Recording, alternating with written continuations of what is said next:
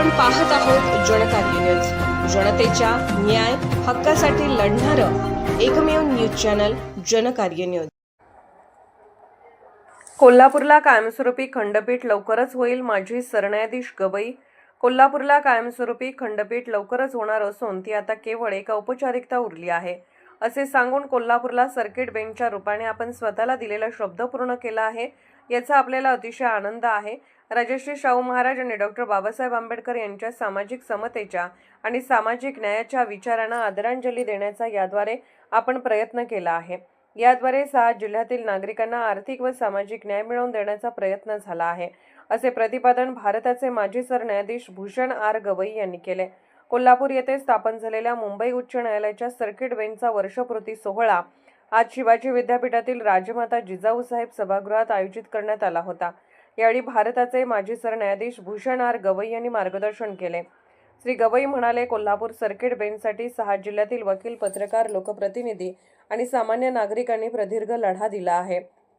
या लढ्याला गेल्या 16 ऑगस्ट 2025 रोजी मूर्तरूप आले।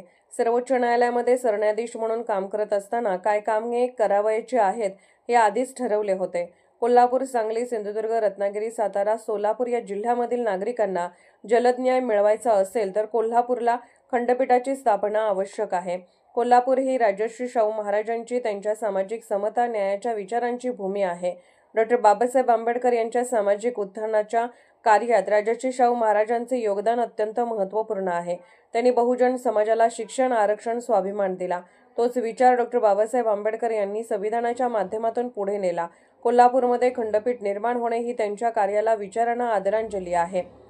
शासन आणि न्याय व्यवस्था यांच्यामध्ये संवाद झाल्याने सर्किट बेंचची निर्मिती झाली। येथील सर्किट बेंच निर्मितीमुळे सांगली, सातारा, कोल्हापूर, सोलापूर, रत्नागिरी, सिंधुदुर्ग येथील पक्षकारांची सोय झाली आहे। तर न्यायमूर्ती शर्मिला देशमुख म्हणाल्या, कोल्हापूर येथे गेल्या वर्षी निर्माण झालेल्या सर्किट बेंचच्या उभारणीत तत्कालीन सरन्यायाधीश भूषण गवई यांचे अमूल्य योगदान आहे।